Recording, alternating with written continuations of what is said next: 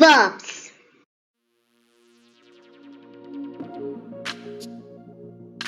Verbs. Read these sentences. The old man walked to the railway station. The children sang merrily. The highlighted words are verbs. In these sentences, walked and sang are verbs. We know that a verb shows an action, an event, or a state. Main verbs. We use a main or principal verb to indicate the action of the subject. It has a meaning of its own, agrees with the subject, and indicates time. Examples are Olivia plays volleyball with her friends. Badal goes to school by bus. In these sentences, plays and goes are main verbs. Auxiliary verbs. We use an auxiliary or helping verb to indicate the tense of the main verb. It does not carry any meaning on its own. For example, father is reading the newspaper. Callie will complete the pending work. In these sentences, is and will are auxiliary verbs. Auxiliary verbs are of two kinds: primary auxiliaries and modal auxiliaries. Some forms of be, such as is, are, was, were, am, are primary auxiliaries. Some forms of do, such as do, does, did, are also an example of primary auxiliaries. And has, have, and had are also the examples of primary auxiliaries. Modal auxiliaries include will, would, shall, should, can, could, may, might, ought, etc.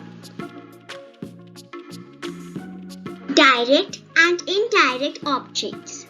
We know that a sentence has a subject and a verb.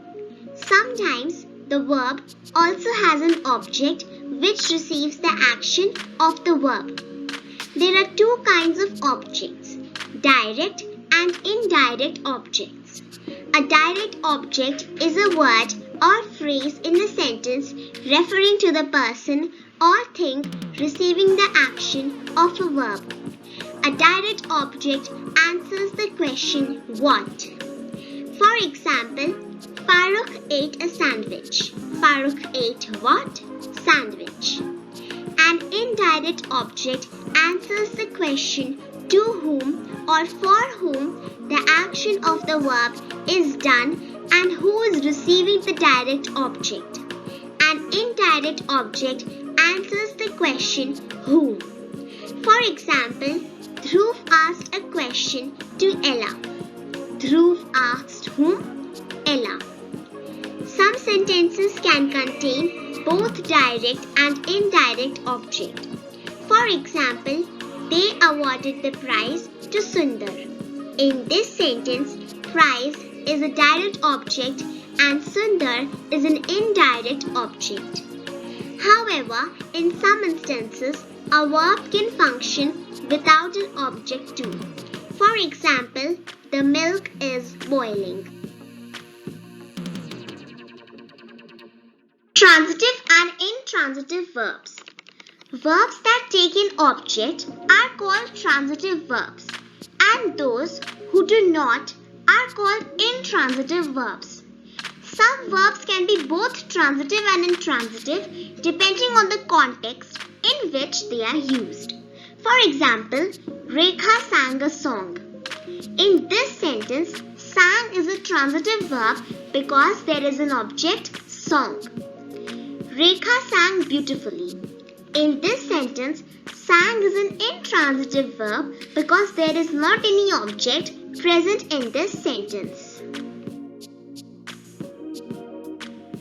Finite and non-finite verbs.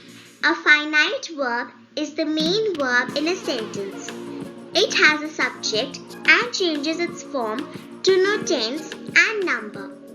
For example, I study physics. She studies physics. A non-finite verb does not change its form to show tense or number. For example, he is making dinner. We were making dinner. Types of non-finite verbs. There are three types of non-finite verbs: the infinitive, the gerund, and the participle. The infinitive. To plus verb. She wants to travel. They want to travel. He wanted to travel. The gerund. Verb plus ing doing the work of a noun. She enjoys traveling. They enjoy traveling. He enjoyed traveling. The present participle. Verb plus ing. He is traveling. They are traveling. She has been traveling. The past participle. Verb plus t or et or en. He has travelled. They have travelled. She had travelled.